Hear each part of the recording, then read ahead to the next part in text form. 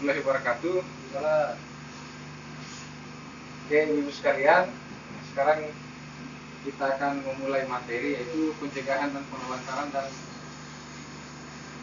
eksploitasi.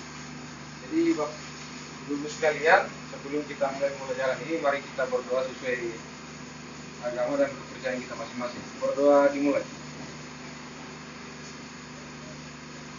Berdoa selesai.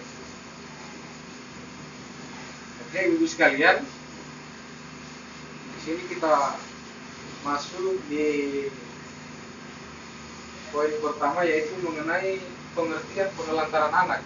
Di sini dikatakan bahwa anak terlantar adalah anak yang karena suatu sebab orang tuanya melalaikan kewajibannya sehingga kebutuhan anak tidak dapat terpenuhi dengan baik oleh secara rohani, jasmani maupun sosial.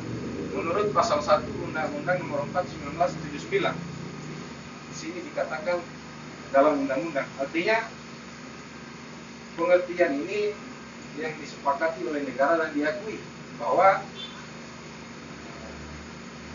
yang orang tua yang tidak memenuhi secara rohani dan jasmani maupun sosial anak itu adalah bagian dari definisi penelantaran anak. Jadi di situ poin pentingnya. Mungkin ada yang bisa menjelaskan kalau sudah mengerti, Ibu? Mengerti. Kalau tidak ada kita lanjut di sini. Contoh-contoh penelantaran. Ada beberapa poin ini tidak memberikan makanan sehat, aman dan bergizi. Ini bagian dari penelantaran. Misalnya di bantuan ibu-ibu sekalian, misalnya di bantuan PKH-nya ini, di situ ada balitanya, tetapi uangnya tidak dimanfaatkan untuk ini, memberikan makanan yang sehat dan bergizi. Itu adalah bagian dari contoh-contoh penelantaran itu. Kemudian di sini lagi ada poinnya, kita bisa lihat di sini, tidak memberikan perhatian. Tidak memberikan perhatian ini ya, misalnya anaknya ibu 4 orang, ada ibu membeda-bedakan, misalnya anak yang satu dengan anak yang pertama, misalnya yang kedua, anak ketiga ini tidak diberikan perhatian. Itu adalah bagian dari penelantaran. Jadi di contoh yang lain, tidak mendukung pendidikan anak. Jadi jika ibu-ibu sekalian tidak mendukung anaknya untuk bersekolah, misalnya dari SD, dia ingin bersekolah di SMP, tetapi ibu tidak memberikan dukungan, berarti ibu membiarkan anaknya, dalam bahasa kasarnya, membiarkan dia bodoh. Artinya secara tidak langsung memasuki dunia pendidikan itu adalah sebuah lembaga untuk memproses anak yang diakui pemerintah bahwa untuk mencerdaskan anak itu ya harus melalui sekolah. Kemudian di sini tidak melakukan imunisasi. Misalnya ibu-ibu yang dapat bantuan balita, tetapi uangnya diprioritaskan beli baju. Tetapi misalnya untuk memenuhi gizinya, uang itu tidak digunakan untuk misalnya beli susu. Kemudian dalam setiap bulannya itu diwajibkan untuk ke posyandu, baik kegiatan imunisasi maupun kegiatan penimbangan berat badan, pengukuran tinggi badan, kemudian tidak membawa berobat ke puskesmas dan layanan kesehatan lainnya. Sampai di sini ibu-ibu sekalian, ada yang mau ditanyakan? Ya, dapat mengenai jenis-jenis atau contoh-contoh penelantaran anak ini. Jadi ibu-ibu sekalian, ketika masih ada di lingkungan keluarga kita yang tidak memperhatikan poin-poin ini, ya, mungkin keluarganya kita, keluarga ibu sekalian, jika ada yang kita lihat di keseharian kita, ada yang tidak melakukan hal itu, berarti orang tua itu belum mengetahui bahwa penelantaran anak itu adalah bagian dari yang di poin-poin ini. Bisa tidak memberikan kasih sayang, itu adalah penelantaran, masuk di situ. Jadi kalau tidak ada lagi pertanyaan, kita masuk di eksploitasi. Jadi di sini eksploitasi bisa ibu sekalian bisa lihat di sini mengenai unsur-unsur eksploitasi. Ada keuntungan, kemudian akibatnya. Yang memperoleh uang contohnya anak yang dilacurkan, dipekerjakan, digunakan untuk mengemis. Anak yang dilacurkan maksudnya di sini dalam bahasa kasarnya orang tua yang menjual anaknya. Misalnya dia menjual anaknya untuk memenuhi kebutuhan keluarganya. Anaknya dilacurkan misalnya. Itu adalah bagian dari yang dikatakan eksploitasi. Kemudian mempekerjakan anak kita yang di bawah usia, yang usianya masih di bawah 17 tahun, dipaksakan untuk bekerja. Ini adalah bagian dari eksploitasi. Apalagi mengemis. Ya, banyak contoh-contoh di kota, anak-anak yang masih di bawah umur ada di pinggir jalan yang dibiarkan orang tuanya mengemis. Nah, itu adalah bagian dari eksploitasi, bukan materi di sini yang memanfaatkan anak mendapatkan status sosial dan kedudukan yang lebih tinggi. Contoh, anak perempuan dinikahkan dengan laki-laki yang lebih kaya atau berkedudukan terhormat.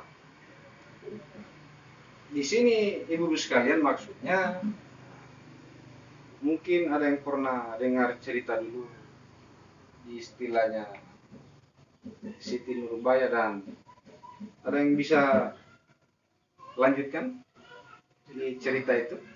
Ceritanya Datu Maringgi dengan Siti Nurbaya.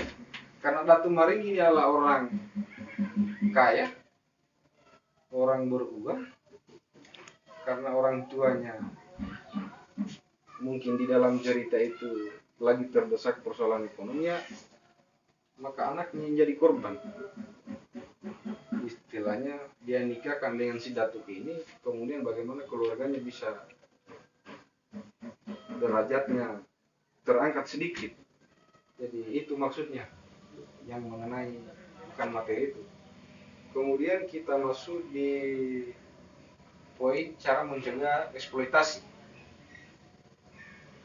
Di sini ada dijelaskan bahwa mengupayakan anak tetap sekolah, tidak menyuruh bekerja, mengganggu kegiatan bermain dan belajar.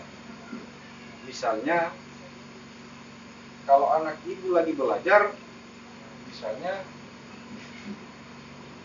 jangan ditekan, misalnya disuruh pergi menjual. Ini adalah bagian dari eksploitasi.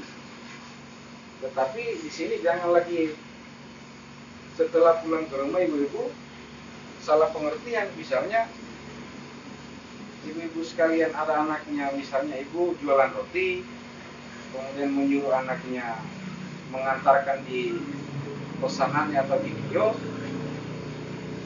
sehingga ibu sekalian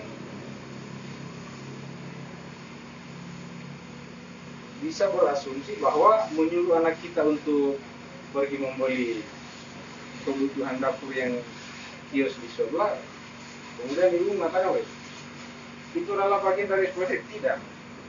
Eksploitasi itu yang sudah keluar dari istilahnya yang sudah melebihi, yang tidak manusiawi, artinya yang sudah kelewatan, yang memenuhinya, yang tidak masuk dalam kategori eksploitasi ini. Misalnya di sini cara pencegahannya, menanyakan kepada anak tentang kegiatan yang dilakukan dan dialami, luangkan waktu untuk bercengkrama, bercerita tentang anak, kenali guru sekolah atau guru ngaji mereka. Ini cara-cara pencegahan eksploitasi. Karena di sini juga perlu kita ketahui bahwa eksploitasi ini bukan hanya istilahnya di internal, maksudnya di dalam rumah kita, tetapi bisa saja terjadi di eksternal. Contohnya, ketika anak kita perhatikan, dia keluar bermain, dia keluar rumah semau-maunya saja, tiba-tiba di jalan misalnya ada yang mengajak dia, memberikan dia sesuatu hadiah, bisa dikatakan bahasa kasarnya itu dia diculik, kemudian dibawa ke suatu tempat, kemudian dia dimanfaatkan tenaganya. Ini adalah bagian dari yang saya maksud tadi, internal maupun eksternal. Kemudian akibat penelantaran sekolah sudah jelas. Ketika kita menelantarkan kita punya anak, sudah pasti dia akan kurus,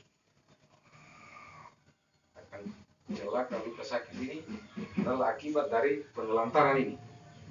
Cara pencegahannya ini, nanti ibu-ibu kalau setelah pembelajaran ini selesai, ya bisa dibaca-baca kembali di rumah. Ini sebagai bahan kita bagaimana sebagai orang tua kita mengintrospeksi diri, kita mengevaluasi diri bahwa yang ada di pembelajaran kita ini jangan pernah lagi terulang di masa-masa yang akan datang. Ini nanti ibu-ibu sekalian dibaca kembali di rumah materi-materi pembelajaran kita hari ini. Kemudian kita masuk pada pengertian eksploitasi anak. Di sini eksploitasi adalah pemanfaatan anak untuk memperoleh keuntungan material maupun immaterial melalui tindakan dengan atau tanpa persetujuan korban yang meliputi tetapi tidak terbatas pada pelacuran. Seperti yang saya bahasakan tadi, yang kita bahas di pertama itu adalah pemanfaatan anak untuk memperoleh keuntungan. Bahasa kasarnya menjual anak, misalnya dijual ke orang-orang tertentu, kemudian dia dikasih mengemis untuk kita dapatkan upah. Itu adalah bagian dari eksploitasi. Ini contohnya, contoh-contoh eksploitasi. Yang pertama itu pemanfaatan tubuh anak yang dilacurkan. Nah, ini sudah jelas ini, pornografi anak. Anak yang mengalami kecacatan atau bayi yang digunakan untuk memancing rasa iba. Ini contoh-contoh eksploitasi ini. Pemanfaatan tenaga. Menjabat tuh, misalnya ibu-ibu sekalian, anaknya masih umur 7 tahun, ya dipaksa untuk misalnya dalam hal pekerjaan memecahkan batu untuk bisa mendapatkan upah untuk memenuhi kebutuhan keluarga. Ini adalah bagian dari eksploitasi, karena apalagi umurnya masih di bawah 17 tahun.